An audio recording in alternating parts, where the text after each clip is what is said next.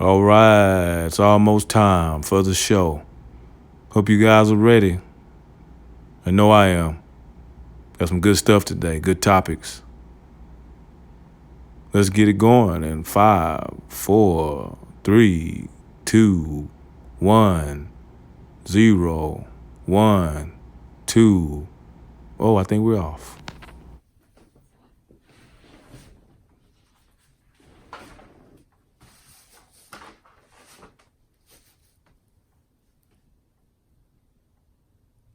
All right, what's going on, guys?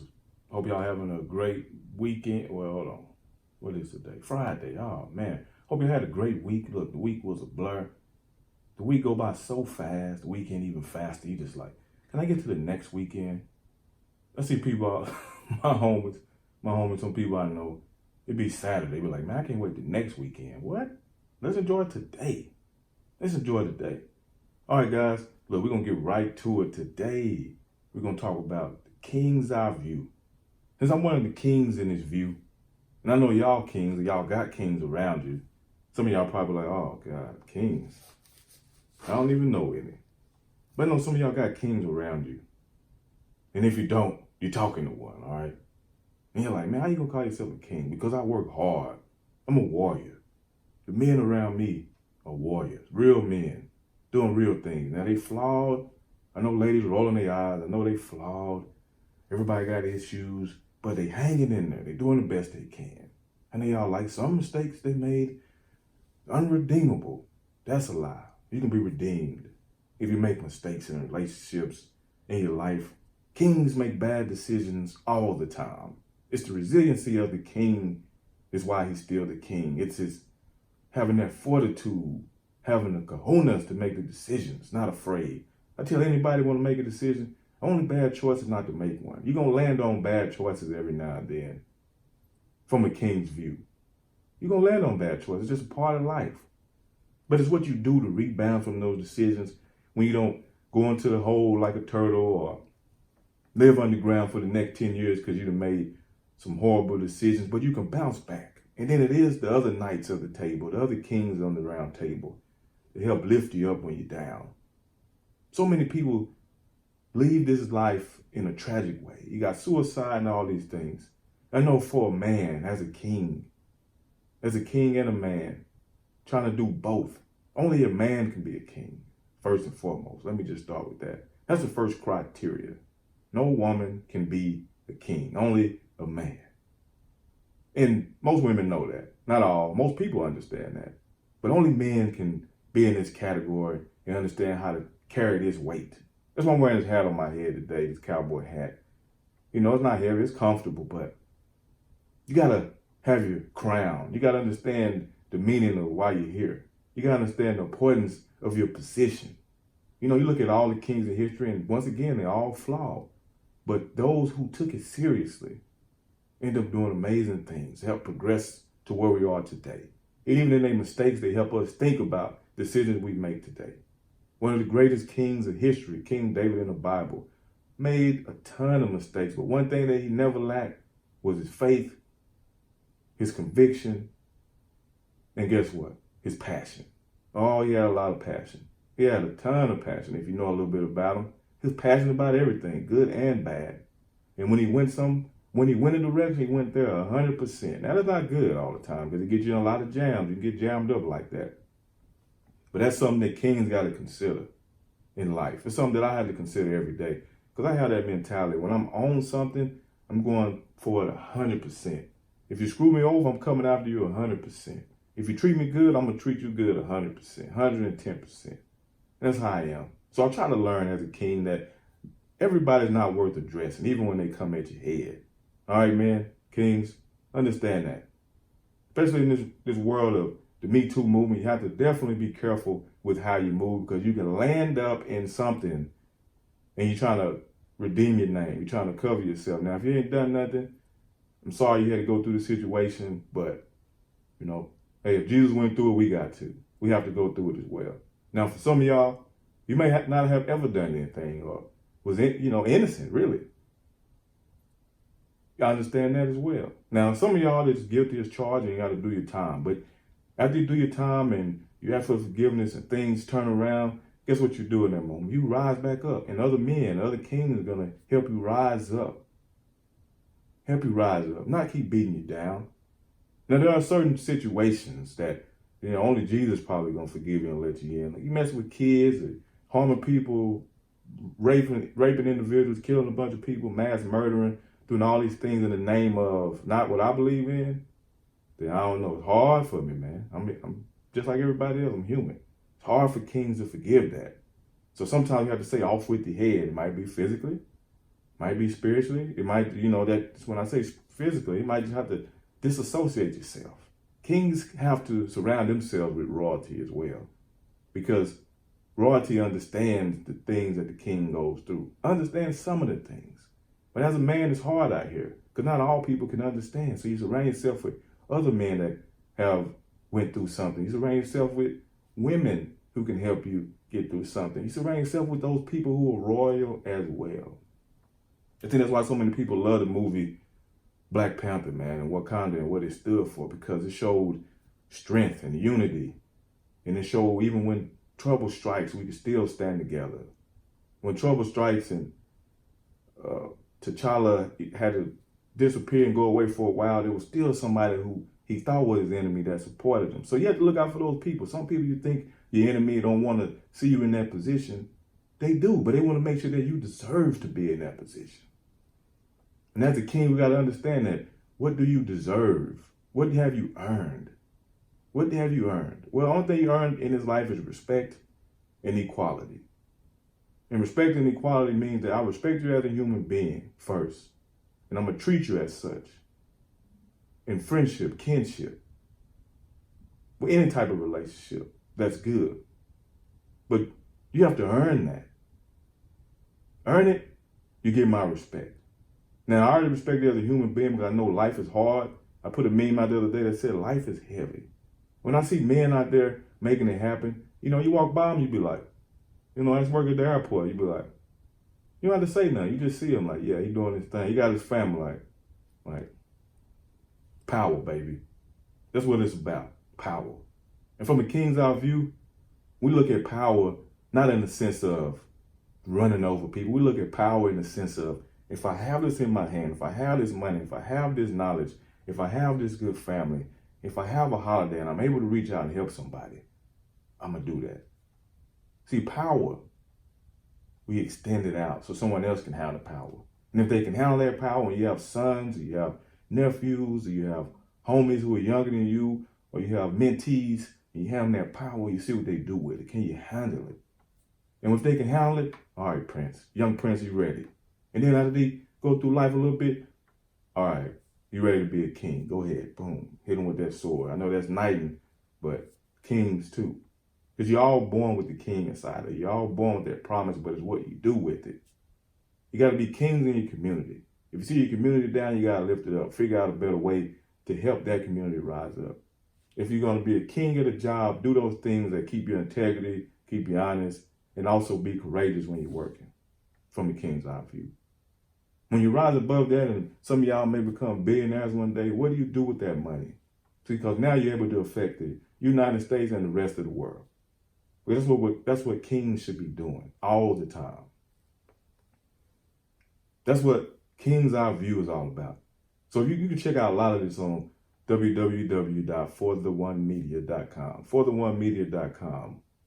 Check it out, man. My boy on there writing some marvelous pieces, and just about King's Eye View and just the views that we have. It's important. I might write on there a little bit, but I write on different pages. But it's all about what you want to hear from a king. Because I know people out there, men and women, are looking for kings, somebody to look to. It's hard for men. It's hard for me. You look for that mentor, or you try to, everybody like, oh, I got a mentor. For a long time, I didn't have one. I didn't know how to go. I thought having a mentor was weak, but I understand it helped me to become a king. I do have to have somebody to look to that's trying to do things the same way as me, or have done things better than me, and I'm trying to get to where they are. It's hard, but it's worth it. And you have to humble yourself. That's one thing I had to do. I had to have humility and seek those people who are doing the things. They're right in front of you a lot of times. They're doing the things that you want to do or the things that you're trying to achieve. That's one reason why I stopped what I was doing in life and started going to school, because I was seeking knowledge. And in that knowledge that I was seeking, it was only to, yes, I want to better myself, better my circumstance, better my career, everything like that. But it's so I can help take that and share it. Because some of those people around you, kings, may not be able to, they cannot afford to go to school right now. They can't afford to be in your situation. So you got to afford them the opportunity to learn from you if they're willing to. That's a part of being a king. Part of being a king is not just sitting up there holding all your gold and everything, keeping it to yourself for a bad and rainy day. Now, saving is a part of being a king. Finances are a part of being a king. You have to do those things so you can have an everlasting kingdom. You have a great legacy that outlasts you, that outlasts the material things. What are you passing on spiritually to the people next, to the next generation of men, to the young ladies you talk to, and you make sure that they understand what it is to be a woman the best you can, but you just show them what a man looks like, and they're like, well, I can't accept anything less. When the kids grow up, they say, I can't accept anything less. The boys that turn to men and be like, my dad did this, he worked hard, he was honest, in my lifetime, he was pretty faithful, you know what I'm saying? He did all that he could do. He was pretty honest. He made his mistakes, he admitted his mistakes, he let us see. So I can't accept anything less from myself. That's what the men say. That's what the young boys say as they become men. Then the young ladies were like, they meet young men and they're going to meet some terrible ones in their lifetime. They be like, I can't accept it because I seen my dad do more. I seen my dad be more. I'm looking for a king because I'm a queen, and I want us to be able to come together in unity, working together to accomplish a better kingdom on earth. That's what the king has to do from the clear eye view. When the king you only become a king through experience and gaining wisdom. Like I said, warriors just don't, oh, you're a warrior now. No, you got to go through the bush. You got to go through the issues. You got to go through the problems. You got to, have people trying to stab you in your back. It's the only difference between me and Julius Caesar, the only difference between other kings and Julius Caesar is he got betrayed. And people are going to try to betray you. Jesus got betrayed. So don't be afraid of that. The only difference is we're not going to die because what we believe. And some of us may die, but it may not be dying in the physical form. It might just have to die and kill things in the spirit that you might have been manifesting in the wrong way. Things you thought you were doing right. Man, you get stabbed in the back, it make you recalibrate and rethink those situations. Because I don't have time for this. I'm a king. I got to do better. And that's what we have to do as men. Be better. Do better. As this lady told me, we got healthy masculine, but right now, the unhealthy masculine are running the world. And I believe that. So we got to get the healthy masculine, the mentally strong, physically strong, able to get the job done. Now, physically strong, I always have to be, I lift a ton of weights, but physically to be, can you endure the race, king? Do you have the endurance to do this? Do you have the mind to do this? Do you have the mind to help change the world? That's what it is that's what it is to live from the king's eye view. And then your trials and tribulations that you struggle with, you express those. When I'm going through something, I express it. I let people know. When I'm trying to achieve something, I express it. I let people know. But I want people to hold me accountable at all times because I know what kings do when they know they have power and they don't do the right things all the time. Because I can get away with it because I'm a king. That's how a lot of men feel. A lot of CEOs have done. And then they end up doing perverse things that ruin their kingdom and their legacy. And some of them bounce back, some of us don't. But just what it is. So from a king, you have to walk meticulously through life. As a king, you have to be patient about things. As a king, you got to be willing and able and ready at all times for war. And when you're not at war, you should be loving. And love supersedes all things. And the reason why we should love all the time is because that's what life is. We love when we're at war. We love when we're at peace. But we love, period, to bring peace. And sometimes that causes us to go to war for the things that you care about. Your kids going to go through something one day. Some of them may be addicted on drugs, God forbid. Some of them may be addicted to other things. Some people may struggle. Your kids may struggle to go to school. Your wife may not be what you thought she should be. But it's about the king standing in there and hanging on and having resolve not to quit and not to give up. Remember those vows that you sold through thick and thin. Remember all of that. Because one thing that's promised in life is death.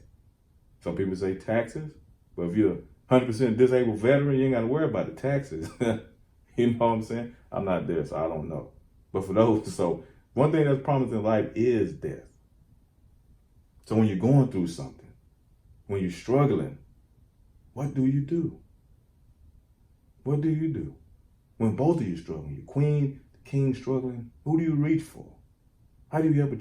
Well, hopefully you help and reach into those people's lives that, you know, you were there for them. And hopefully they be there for you. And sometimes you got to express what's going on. Not everything. Now, some things you do have to keep to yourself because some people are just waiting to ruin life. And sometimes that's your friends.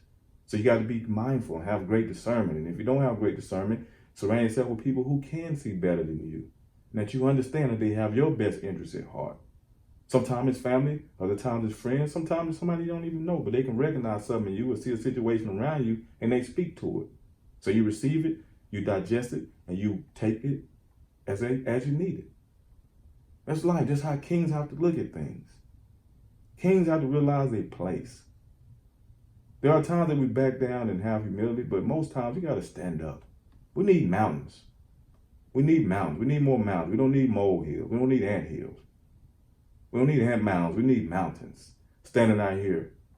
When you go to Colorado, you go to the Blue Ridge Mountain, you go to the Smoky Mountains, one thing you recognize above the clouds is a mountain that stands. Above the mist, a mountain stands, and around them is beauty.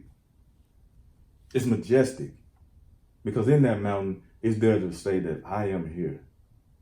And then in that, it's like, boy, it's so beautiful because you believe what I believe in, man. If God create that's standing still, don't have a voice, don't have a soul, but it draws my soul to it because I see the majestic way it sits out there. I see the beauty in it. And then I look at myself. I'm created with hands, a mouth and ears, and a mind to think and to do. So I say, I got to have something more in life. I'm here for a reason. So for those out there who live haphazardly, who are struggling to find their identity, hopefully you can find your identity in this. I know I spoke to men, but ladies, it's an identity for you as well. Help lift those men up.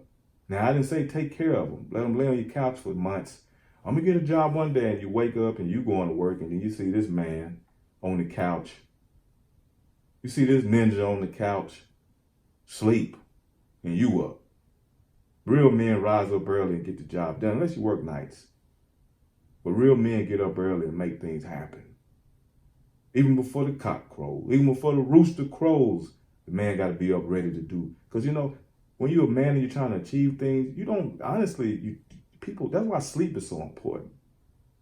It's hard to sleep. It's hard to rest when you know you got purpose in you and you know you're driven and you're drawn to do something. You like, I can't sit still. I can't just sit on this. So you move on to the next thing and study. Now, celebrate those moments of success. Celebrate every single day. Like my homies say, find a reason to celebrate. Find a reason to celebrate every day. Find that good thing in that bad day for you. Because it's going to help you. It's going to help you to be strong. Hey guys, make sure y'all remember that, hey, this is the Red Tape Podcast. I'm your host, Demerious Nelson.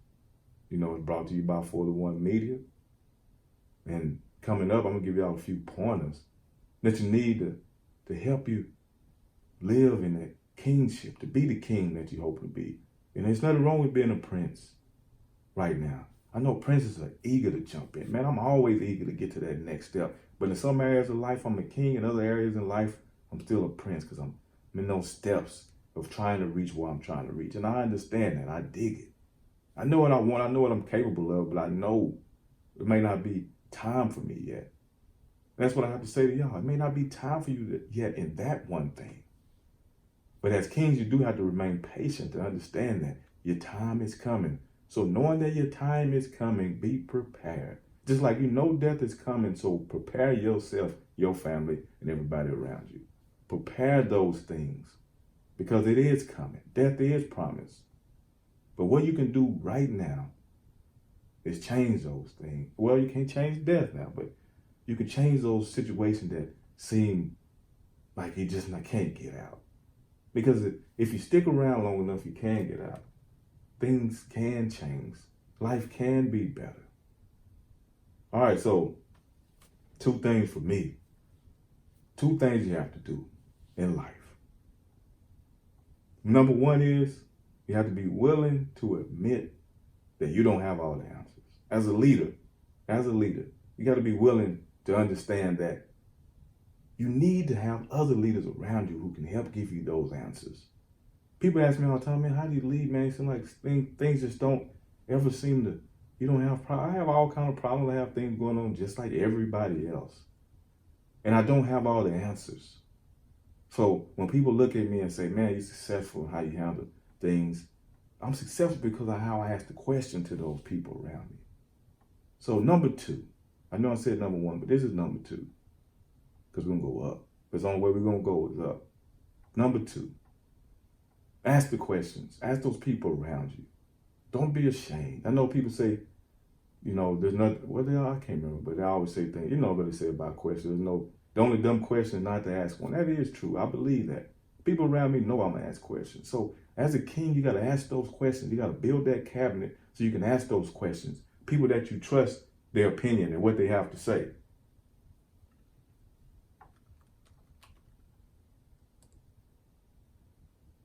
We have some technical difficulties here.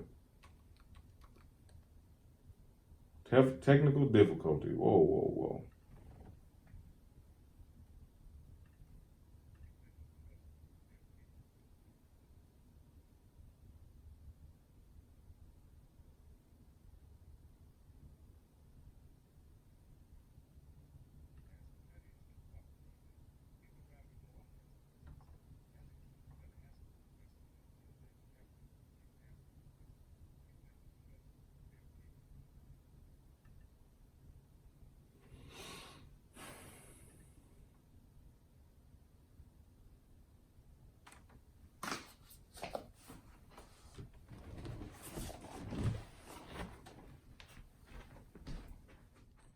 All right, guys, I wrote this for you guys today. I'd say something impactful, but most of you have stopped reading. Anyway, it's just like that. Make sure y'all check us out at Spotify, Apple Podcasts, Podbean, Google Play, Stitcher. Make sure you subscribe to the YouTube page as well. Let's keep this movement going. Peace.